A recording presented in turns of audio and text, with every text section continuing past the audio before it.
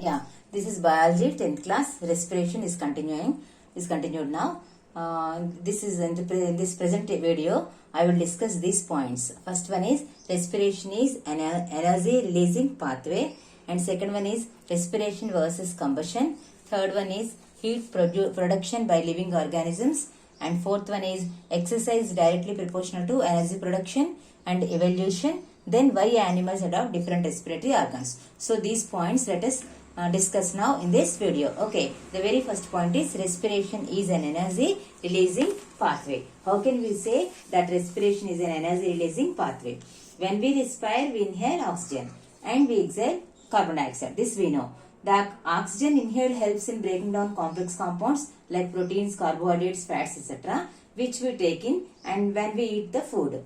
Then the oxygen breaks it down to release energy in the form of ATP. Thus it is known as energy releasing pathway. When we respire, what happens? We inhale the oxygen and exhale the carbon dioxide. So this oxygen is helpful for production of energy, and during this energy production, the food, whatever we take, fats, proteins, carbohydrates, all this will be broken down into smaller particles, and that will be assimilated in the blood. Okay, so like that, during the respiration, the energy will be released. Okay, so indirectly the food is helpful to produce the energy in the body to do our daily work. So respiration is energy releasing pathway. Okay, so like that we can write this answer. The next one, respiration versus combustion. That let us see. All of you look into the books now. Okay, small first I will explain you in brief, then look into the books. Respiration versus combustion. Respiration is very fast reaction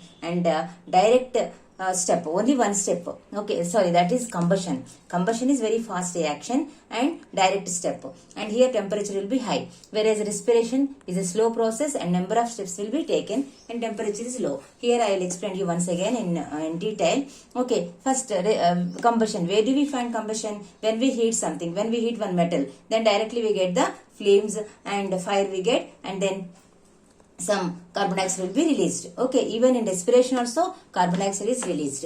Oxygen is, water is released. Okay, in both the cases that will be released. The common end product is same.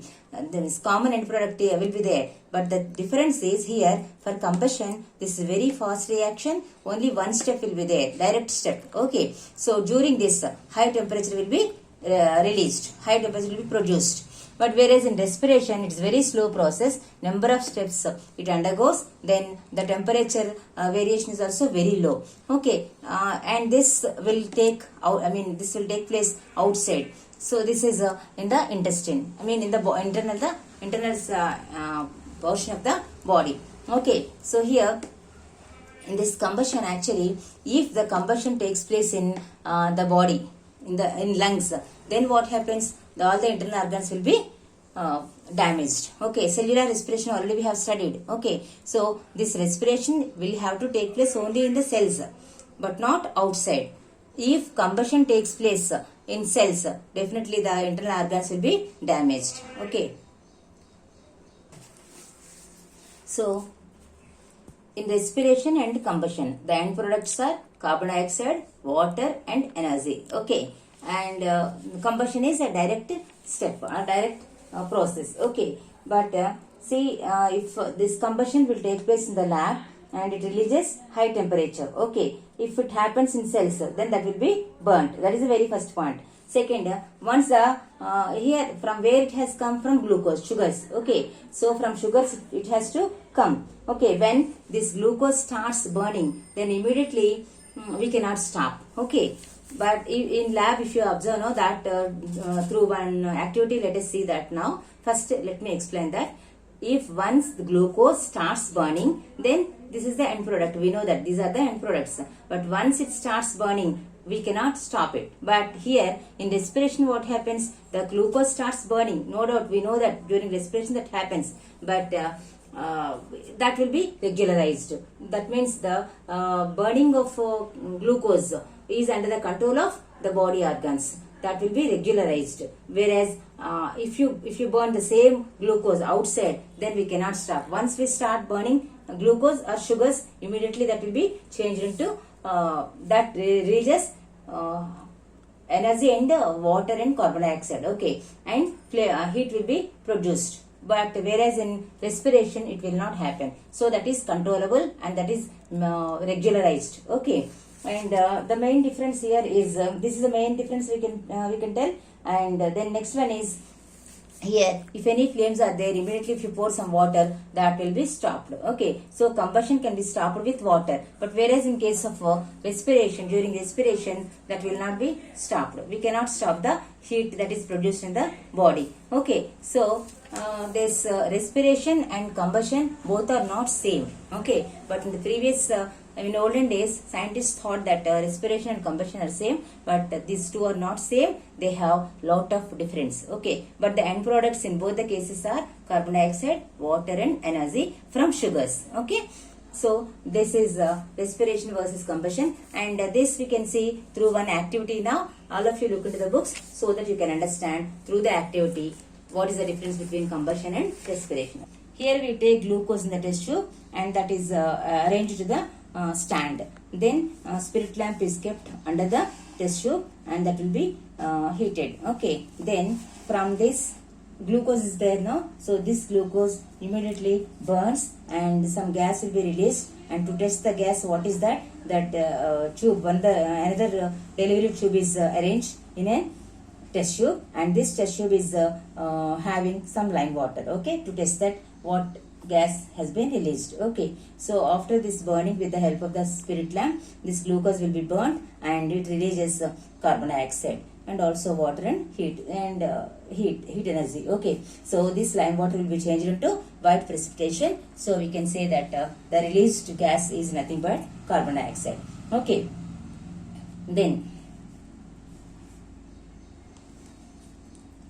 next point is heat production by living organisms. Burning sugar and it produces energy in the form of heat and glucose, okay. So when glucose is burned, then we get glucose or sugar, okay. Then we get the energy that is already proved through respiration, okay. So here like that energy is produced and this energy we utilize in our day-to-day life. But here when this energy is released, when this energy is released, then immediately we feel some temperature difference in the body. We feel some hot the body. Then the temperature will be increased, okay. So with that we can understand that some temperature is released by our body. So while doing some work, some energy will be released. Because of that we get some heat in the body. The heat is released, okay. From where this heat has come? That is from ATP, okay. From where this ATP has formed by the breaking of glucose, okay. So like that this is interlinked. And the practical one experience we have, all of us will have the experience during winter season when we wear sweater, okay. When we remove the sweater, then we feel some within the sweater some this heat will be there, okay. So whatever heat is produced by our body, that is released out. So this is protected by the woolen of the sweater, okay. So this sweater protects us from the outside heat, from the outside chillness, okay. So whatever heat is produced by the body, that is inside the body, that will be protected inside it, that will be stored, in fact that will be stored within the sweater because we are wearing the sweater, okay. So like that we are, whatever energy is released, that we are protecting. That means we are stopping not to send this energy outside with the help of sweater, okay. So from where this heat has come? From the ATP, okay. That is from nothing but from our body. So our body releases always energy in the form of heat, okay. And so like that the energy, whatever from where this energy has come, from the food we are taking in, okay. So like this, if energy continuously will go out, then what happens to the energy? The energy should be compensated. So from where we get the compensation of energy? That is also from the food that we intake, okay. So like that if you take food, definitely we get the energy. From where this energy will become? Then by the respiration. From how this respiration will be done? By the breaking of sugar, okay, or glucose. Okay, so in all the living organisms, the glucose is the basic source of energy. By breaking of this glucose only, we get all of us will get the energy. Okay, so the energy whatever is going out will be compensated by the body itself. Okay, so like that we get energy. And if you do the strenuous exercise, that's why here I gave the point, exercise is directly proportional to energy production. Yeah, if you do strenuous exercises or continuous exercises, definitely we get some temperature in the body. That means some heat we feel. Okay, though outside atmosphere is very cool, even then we feel some heat when we are doing exercise. This is our practical experience. Okay, so like this, so this indicates that energy is produced. Okay, so how this energy is produced? In the form of heat. Okay, if more is needed, see this thing already, this point we discussed in the previous video.